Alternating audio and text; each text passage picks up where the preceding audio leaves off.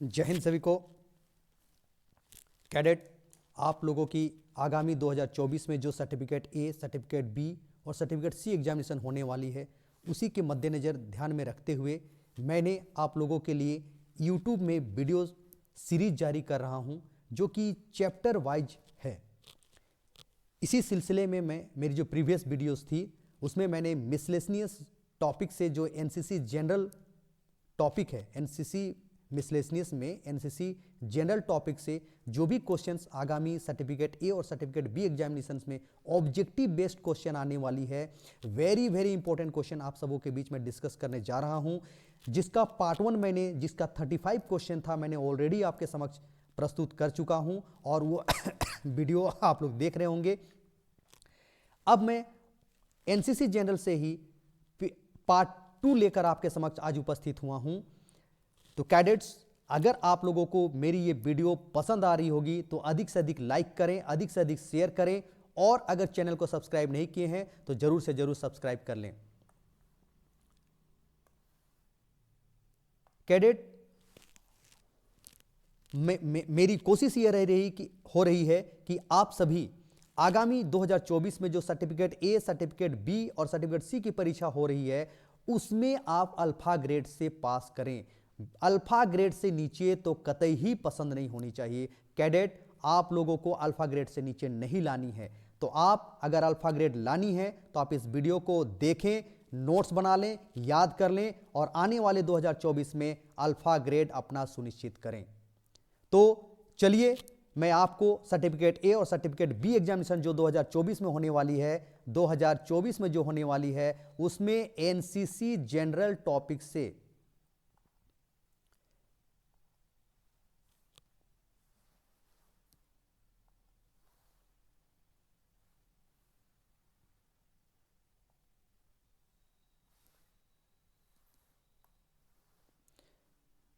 NCC general topic से आगामी B और सी ए और बी सर्टिफिकेट एग्जाम में कितने कितने का प्रश्न आने वाला है, कितने कितने अंकों का प्रश्न आने वाला है, वो पहले हम लोग डिस्कस कर लेते हैं।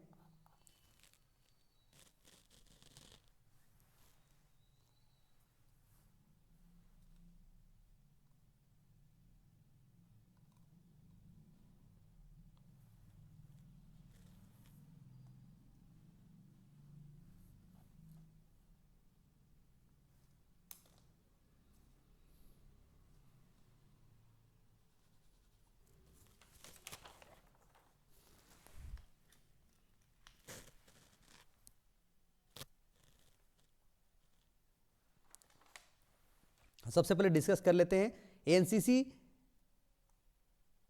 जनरल टॉपिक से आपको कितने कितने अंकों का प्रश्न पूछा जा सकता है। तो सर्टिफिकेट ए एग्जाम जो होगी स्कूल वालों के लिए, जेडी और जेडब्ल्यू के लिए होती है, उसमें 10 मार्क्स का क्वेश्चंस आपका इसी टॉपिक से रहेगा। जबकि सर्टिफिकेट बी एग्जाम जो होगी उसमें 6 मार्क्स का क्वेश्चन किससे रहेगा? एनसीसी जनरल टॉपिक से रहेगा। तो आप मेरे जो एनसीसी जनरल से रिलेटेड जो वीडियोज यूट्यूब में मैं जारी किया हूं, पार्ट 1, पार्ट 2 और पार्ट 3 तीनों देख लें।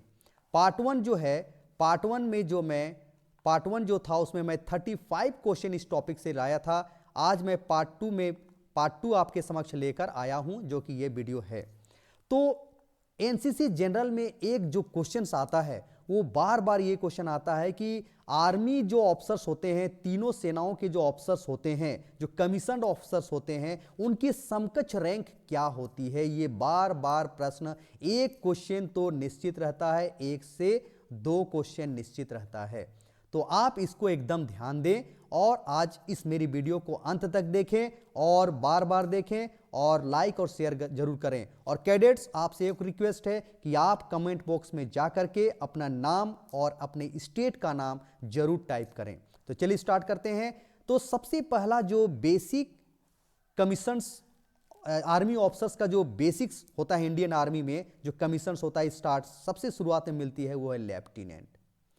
तो इंडियन आर्मी में लेफ्टिनेंट के समकक्ष, अगर आपको प्रश्न आता है इंडियन आर्मी में लेफ्टिनेंट के समकक्ष नेवी में जो ऑफिसर्स होते हैं उनका क्या रैंक होता है? तो उनका रैंक होता है सब लेफ्टिनेंट।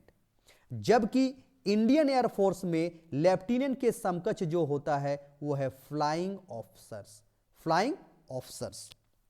नेक्स्ट आ जाइए, कैप्टन जो होता है इंडियन आर्मी में, उसके समकक्ष इंडियन नेवी में लेफ्टिनेंट होते हैं, जबकि इंडियन एयरफोर्स में फ्लाइट लेफ्टिनेंट होते हैं। ये तीनों लेफ्टिनेंट, इंडियन नेवी में लेफ्टिनेंट, इंडियन आर्मी में कैप्टन और इंडियन एयरफोर्स में फ्लाइट लेफ्टिनेंट, तीनों समकक्ष रैंक हैं, तीनों ऑफिसर्स समकक्ष हैं, एक समान रैंक वाले हैं।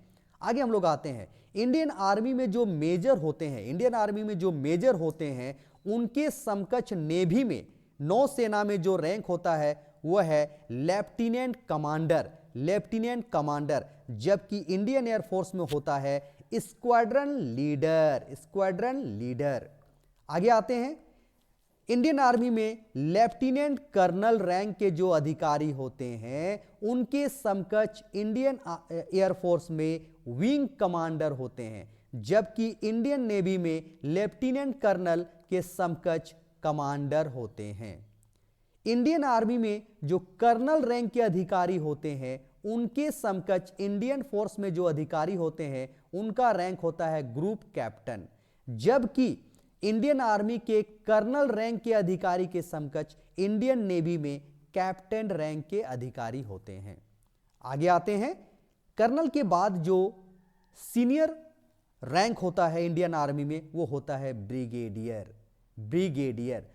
तो इंडियन आर्मी में ब्रिगेडियर रैंक के समकक्ष इंडियन एयरफोर्स में जो अधिकारी होते हैं उनका रैंक होता है एयर कमोडोर, जबकि नेवी में जो होता है वो होता है कमोडोर। ब्रिगेडियर से ऊपर इंडियन आर्मी में रैंक होता है मेजर जनरल। तो मेजर जनरल के समकक्ष जो अधिकारी इंडियन एयरफोर्स में पाए जाते हैं उनका रैंक होता है एयर वाइस मार्शल, जबकि इंडियन आर्मी के मेजर जनरल के समकक्ष जो अधिकारी इंडियन नेवी में पाए जाते हैं उनका रैंक होता है रियर एडमिरल। मेजर जनरल से ऊपर का जो रैंक होता है इंडियन आर्मी में वो होता है लेफ्टिनेंट जनरल।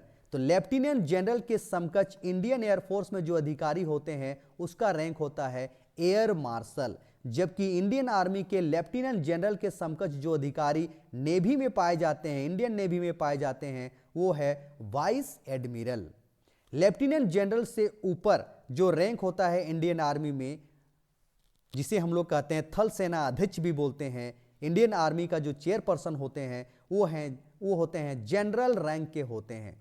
तो जनरल रैंक के समकक्ष वायुसेना अध्यक्ष जो होते हैं, जो टॉप मोस्ट अधिकारी होते हैं वायुसेना में, वो है एयर चीफ मार्शल, जबकि जनरल रैंक के इंडियन आर्मी के समकक्ष जो अधिकारी इंडियन नेवी में पाए जाते हैं वो है एडमिरल। तो इसके बाद जनरल से ऊपर इंडियन आर्मी में जो रैंक होता है वो है फील्ड मार्शल, फील्ड मार्शल, जबकि फील्ड मार्शल इंडियन आर्मी में पाया जाता है और इंडियन एयरफोर्स में क्या पाया जाता है, marshal of the Indian air force, जबकि इंडियन आर्मी के फील्ड मार्शल के समकक्ष जो अधिकारी इंडियन नेवी में पाए जाते हैं वो होते हैं एडमिरल ऑफ द फ्लीट।